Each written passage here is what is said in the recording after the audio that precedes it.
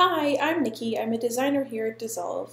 I'm going to teach you a little trick that a lot of designers know but might be new to some video editors. I'm going to show you how to get some hand-drawn lettering from paper into Premiere using Photoshop. This is something you've seen in our Summers Here reel. So I'm going to start off by sketching out the word that I'd like to use. In this case, I'm going to replicate the blue skies from the Summers Here reel. Sketch it out using whatever aesthetic you'd like. It's important that you use a very black pen on either tracing paper or a white bond paper. Now if you're thinking, well that's great, but I'm not that skilled at drawing or hand lettering makes me nervous, I'd recommend checking out the website Skillshare. If it's something that you're interested in learning, they have a lot of great web classes that you can take for around $20 each. Lots of them are hosted by fairly well-known designers. So then I'm going to take my sketch, scan it, and open it up in Photoshop. Now the most important part of this tutorial are probably the next two steps. You're going to go Image, Adjustments, Levels, or Command L. Then using the white eyedropper on the right, you're going to choose where you would like it to be the lightest part of your image. That will turn any of those grays entirely white. Then you're going to choose the black eyedropper on the left here and choose the darkest section of your sketch. You may want to go back and forth between the two until you've eliminated any of the gray around it. Now I'm going to go in using my brush tool and clean up some of the edges of this type. Now I'm not that happy with the shape of my U, so I'm going to use my liquify tool, often something they use to thin people's thighs in magazines, but I'm going to use it to reshape my U.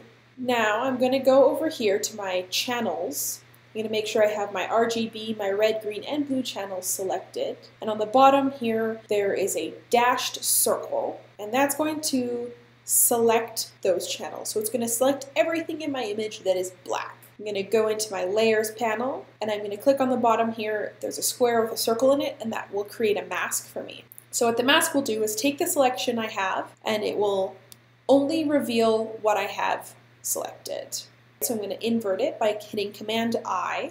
So a little box here on the left, that is my layer, and on the right is the mask on top of it. Now, anything that the mask shows as black will be hidden, and anything the mask shows as white will be revealed. So I'm going to duplicate my layer just so I have a backup in case I make a mistake when I'm doing the next few steps. I'm also going to create another layer here just so you can see what I'm doing, just a black fill layer. So now I'm going to click on my blue skies layer and I'm going to color it white. Because I have that mask on top of it, it will reveal the lettering. Now I can use my brush tool with the mode set to overlay to either enhance or decrease the amount that shows through the mask. By using either black or white, I can reveal more or less of the layer. Using overlay will just kind of bump it up. Now I'm not so happy with the top of this S, so I'm going to use my brush set to normal mode, again with black so that it will cover it up, and just touch up the inside of this curve here.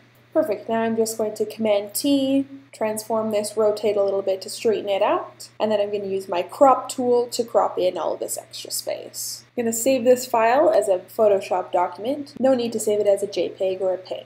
You can import that right into Premiere. You can import it by individual layers, so you can just choose that one layer that you had your final art on. Now that I've got a clip here in my sequence, I can just drag that Photoshop layer on top of it, extend the time of it, resize it, and there we are.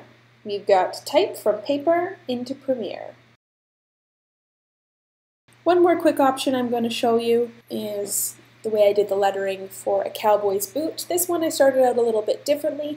I started out with a typeface in Illustrator, added a few little embellishments to each letter, and then printed it out. Here's our printout, and all I did to get that distressed look was crumple it up. So crumple it up, uncrumple it. You can even take your finger and scratch off some of that ink. So this is what it looks like up close. Flatten it out a little bit.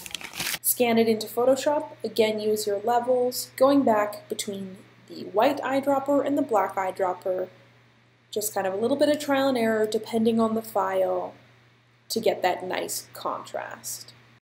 Again, we go down to our channels palette, that dotted circle there, make a selection, and then we'll go to our layers panel once again and mask it out. And that's how you get a nice, authentic, distressed look as opposed to something that maybe looks a little bit more computer generated.